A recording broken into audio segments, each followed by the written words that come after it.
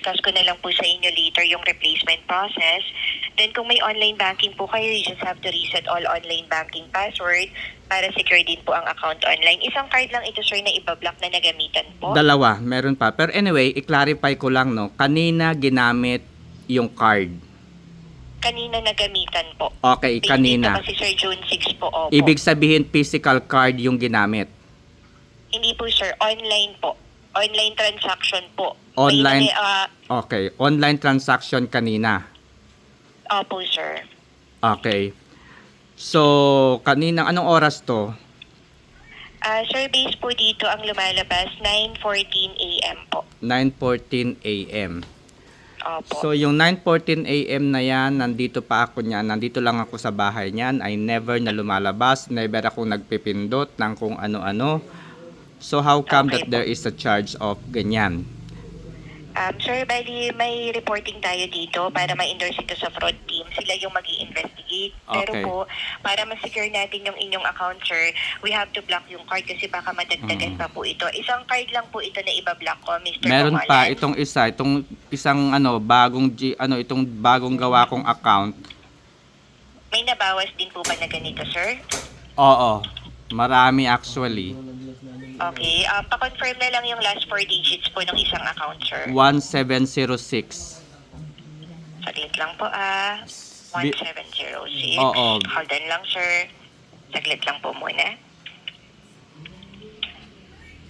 Grabe ang video, ang daling ma-hack. Money is not safe already. Okay, sir. So, bali po 2 cards po ito na ibablock ko po, Mr. Bongolan.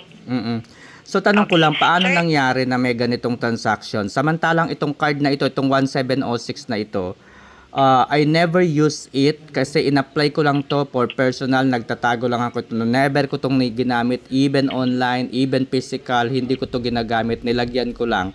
Nagulat na lang ako, biglang may charge noong November 24, 2025, November 24, 2025, May 11, 2026, and May 18, 2026, 680. So, naubos yung laman niya ng ganun-ganun na lang? Sir, ganito po. May investigation po ito, sir. Later, i-explain ko po sa inyo. Sir, kaya lang po, if you don't mind, ibablock ko lang po muna yung card po ninyo, yung 2 cards. Then, balikan kita 1 to 2 minutes lang po. Para Okay. ma-secure ko lang po muna. Okay, Sige po, sige. salamat po, sir. Stay on the line lang po muna. Okay.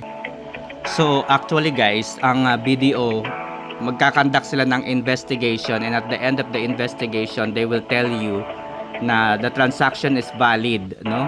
The transaction is valid. So, ibig sabihin, kahit magreklamo ka sa BDO, they will not gonna return your money. So, yun, ipapablock ko na lang yung BDO ko, and I don't want to use any more BDO card. So, madali po nahahack ang BDO. Sir, so sir, bali na-block ko na yung 2 cards po. So, the cards were permanently blocked today po. June 6, 2026 at exactly 10:27 a.m.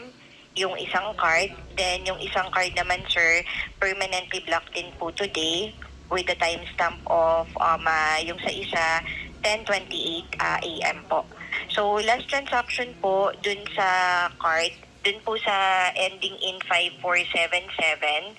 So, for that one, sir, ang last transaction using the card was last, let me just check, Kanina, nilipat ko June na. 6. Yes. Hindi po, using the card, sir, yung June 6 yung inire-report natin na unauthorized.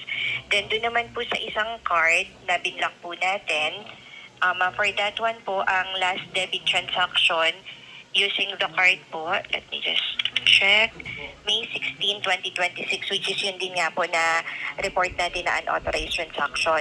So sir, yung mga nabawas po dun sa account, bali, of course, this will be investigated po. So yung mga questions mo kasi sir, kung paano, ano yung nangyari, nasa iyo naman po yung card, lahat po yan sir, yung fraud kasi natin, yung nagkakandak ng investigation. So from your end, hihintayin nyo lang po, ino-notify po namin kayo via text or email pag meron na pong result Okay. yung ating investigation.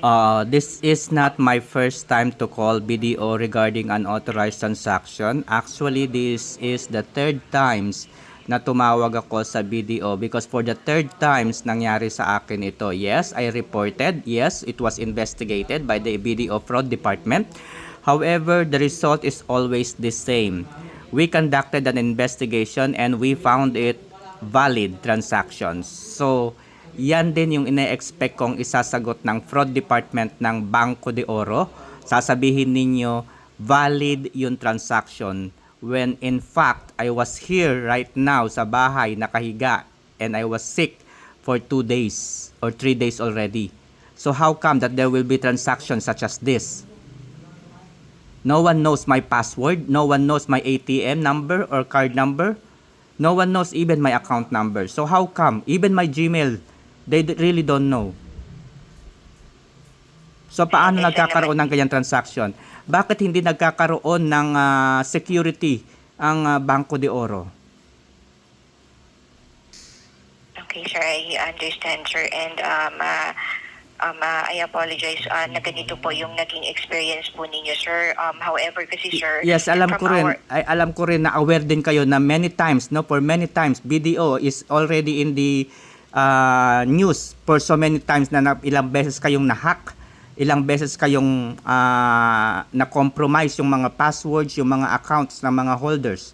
Right? Nabalita kayo. Ilang beses na. So, ang tanong ko ngayon, is it safe to use Banco de Oro? Yes, sir. Safe naman po talaga. So, how could you prove that it is safe? Where, in fact, this is my third times being charged for the unauthorized transaction.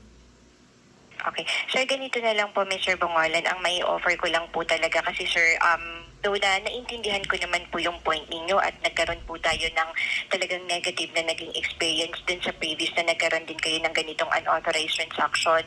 Sir, bali po dun sa ipa-file ko po na report para dun sa investigation, I'll indicate all the details po. Kasi hindi ko rin naman, sir, na mababalikan yung na-report previously, pero I'll include din nga po dun sa report natin today sa nangyari dun sa dalawang cards na there was no attempt, as in clear, na wala kang pinagamitan, ikaw lang po yung may hawak ng card mo at nakakaalam ng card information, especially of course the PIN ng inyong cards po. And i-indicate ko na lang din na may ganito na rin nangyari previously kasi makikita din naman po yan dun sa inyong record. So talagang sa end natin, sir, we will have to wait na lang po dun sa result po ng investigation, Mr. Bongolan. Okay, kasi yung 477 na huli, that Opo. is my card, matagal na sa akin yung card na yan. So, hindi na ako nakapagtataka. Yan din yung nakaranas ng ilang beses na unauthorized transaction. Pero itong isang bagong card ko na never kong nilabas sa wallet ko, pagkakuha ko, hindi ko na siya nilabas, hindi ko siya ginamit, kahit saang bayarin, hindi ko siya ginamit. As in, nilagay ko siya sa wallet ko from the time na kinlaim ko siya sa BDO in Santa Mesa. No? I understand, So, sir. nagtataka Sige ako po. kung bakit yan nagkaroon din ng charge at naubos yung laman ko, yung deposit amount niya. Sige, sir. Don't worry, sir. I'll include all those important details dun sa ipa-file po natin na report today po, sir. Okay. Sige. Okay po. So, sir, babalikan ko lang po para ma-include ko lang lahat dun sa investigation. Bali, dun po sa account na ending in 1706, kasi nung bumalik ako nung transaction nung November, dun nag-start yung attempt. Doon na yung 60, nag-reverse naman. Pero yung naiwan at hindi bumalik, itong May, na dalawang 680. Tama po ba? Yes, Pareho correct. yung nakita natin. Then, yung dun sa account naman po na ending in 5477.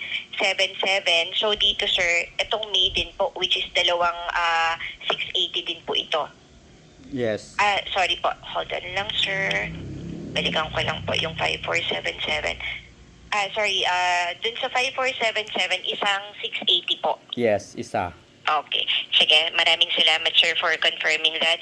So, sir, bali, ipa-file ko na yung report nito. You will receive reference or case ID number. So, dapat may na-receive na rin kayo, notification. Yan naman, sir, yung unang na-receive mo is notification na binlock na natin yung card. Then, it will be followed later with reference or case ID number para na dun sa investigation para may record din po kayo. Then, kindly wait na lang po dun sa update nung result within 5 banking days.